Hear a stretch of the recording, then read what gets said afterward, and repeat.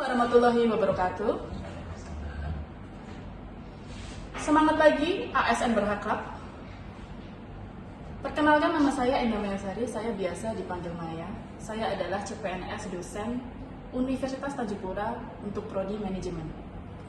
Nah, kali ini saya akan mengangkat isu tentang pengangguran di Indonesia, khususnya di Kota Pontianak. Kenapa? Karena kemarin saat saya balik dari seminar, saya melihat banyak orang sedang wisuda dan mereka sedang foto-foto di halaman Universitas Tanjung Pura. Kemudian saya ingat masa lalu saat saya sudah lulus S1, perjuangan saya mencari pekerjaan begitulah sulit. Sempat stres, bahkan hampir depresi pada saat itu. Oke. Untuk wisuda kemarin itu berlangsung pada tanggal 28 Juli 2022. Dan itu merupakan wisuda Untan yang periode keempat. Untan sendiri ada 4 periode untuk wisuda. Nah, saya membuka BPS dan data menunjukkan bahwa angka tingkat pengangguran terbuka Kalimantan Barat yaitu pada bulan Agustus 2021 sebesar 5,82% atau naik 0,01% poin terhadap keadaan Agustus 2020 sebesar 5,81. Berarti ada kenaikan angka pengangguran dari tahun sebelumnya sebesar 0,01%. Lalu saya mencari tahu untuk pengangguran sendiri di Kota Pontianak itu berapa? Ternyata sebesar 12,38%. Nah, untuk kabupaten terdekat tingkat penganggurannya yaitu di Kabupaten Melawi sebesar 2,66%. Nah, saya lalu flashback, apa yang menyebabkan tingkat pengangguran di Indonesia itu tinggi? Karena kurangnya kompetensi kita, saat kita masih kuliah pun tidak diajari skill-skill tertentu, hanya seperti teori, pulang pergi kuliah seperti itu.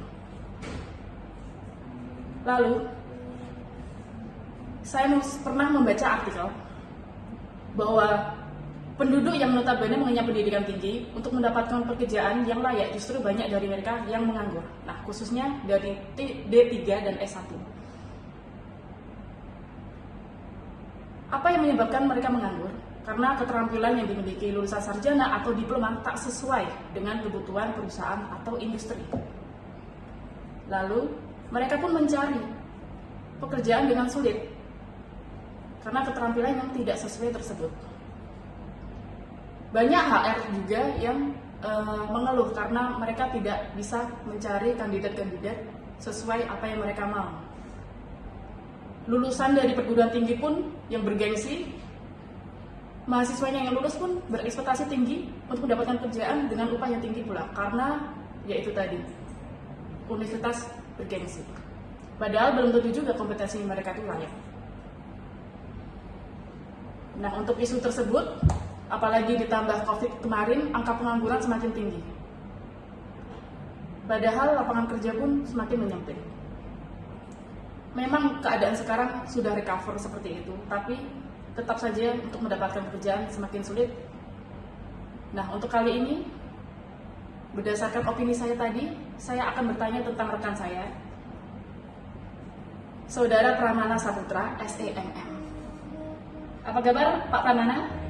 Iya. Semangat, Pak? Tolong di situ. Nah, okay. Beliau adalah seorang dosen yang dulunya adalah seorang HR. Betul? Ya. Di perusahaan multinasional. Berapa lama menjadi HR? Iya, berapa lama menjadi HR, Pak? 3 tahun. 3 tahun, oke. Nah, mengenai opini saya tadi, menurut Bapak, apakah benar kalau lulusan-lulusan seperti D3 dan S1 itu mereka menganggur? Oke. Untuk angka pengangguran sama ibaratnya kita lagi ngomongin persaingan antara fresh graduate sama yang berpengalaman gitu. Yeah. Kita ngomongin yang fresh graduate aja ya. Yes. Kalau ibaratnya fresh graduate itu bukannya mereka nggak bisa, belum dilajarin aja. Jadi kita di perguruan tinggi pun pasti udah jelasin kerjaanmu kalau ibaratnya di pemasaran nanti kayak gini, kalau di keuangan nanti kayak gini. Kita udah ngajarin hard skill-nya. Soft skill-nya pun biasanya sudah ada di seminar-seminar gitu. kelemahannya mereka yang baru fresh graduate gitu dalam persaingan mencari kerja adalah masih kaget dalam artian gini, bikin CV nggak ngerti apa yang mau dijual di CV mereka karena belum ada pengalamannya tadi. Terus di interview kadang masih kagok lah ibaratnya, mau ditanyain apa, mau ngejelasin apa tentang diri mereka gitu. Terus selain di interview juga kebanyakan jatuhnya fresh graduate adalah di psikotes, nggak prepare. Psikotes itu kalau yang dicari orang promosi, orang keuangan, harusnya orang pemasaran misalnya harusnya kreatif, atau orang keuangan harusnya teliti kayak gitu.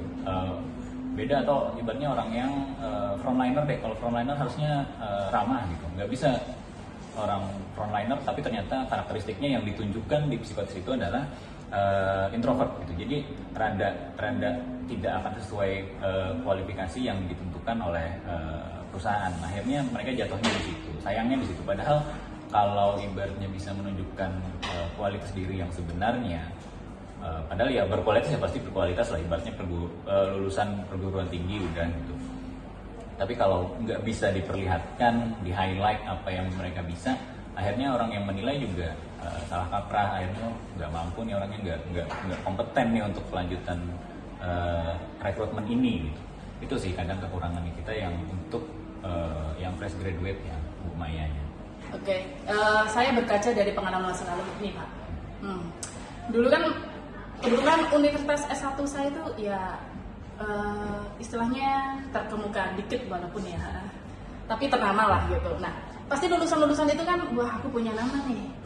Mereka kan ya mesti, wah nggak mungkin aku nganggur nih. Nggak mungkin lah masa seorang aku nganggur. Nah, pasti seperti itu. Nah, cara biar mereka tidak merasakan seperti itu apa? Karena saya emang pas pertama gengsinya gede, terlalu percaya diri. Memang seperti artikel yang saya bacakan tadi. Tapi ya ending-endingnya saya merasakan bahwa saya tidak sekompeten itu.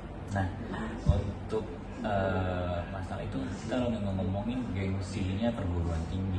Semua lulusan dari perguruan tinggi yang katakanlah 10 besar atau 20 besar kampus terbaik di Indonesia. Harapannya saya lulus S1 nih, minimal gaji 5 juta nih. Padahal kenyataannya saya di posisi HR saya nggak berani gaji fresh graduate segede itu, kecuali memang programnya yang memang untuk future leader ya. Biasanya ada program beberapa perusahaan kayak gitu, mereka berani gaji gede gitu. Tapi untuk normalnya apalagi staff tuh nggak mungkin gajinya segitu, mau dilihat dari UMR masing-masing ya, tapi nggak bakalan segede gitu. Jadi kuncinya jangan gede-gedein gengsi dulu. Anda masih nol, ibaratnya kalau fresh graduate masih nol, harus ada yang dibuktikan dulu, entah berpengalaman bekerja di bidang ini dulu 1-2 tahun. Kalau memang pengalamannya bagus, perform juga di perusahaan itu, pasti HR pun melihatnya, oh ini emang harus digaji tinggi nih, ini emang talent nih yang harus kita dapatkan nih. Nggak akan juga saya nawarnya sama harga ibaratnya fresh graduate sama yang berpengalaman 1-2 tahun tadi, nggak mungkin sama juga gitu. Untuk harapan sih jangan terlalu ini, terus ya asah diri lah. Nggak hanya lulus serta-merta langsung gaji tinggi, nggak bakalan kayak gitu. Mustahil ya? Hampir mustahil, tapi masih ada yang bisa, tapi ya ada. Nasib rezeki. Iya betul. Nah, cukup sekian untuk teropong isu hari ini. Untuk kesimpulan saya akan taruh. Baik, terima kasih Pak Pranana Saputra atas waktunya, terima kasih banyak.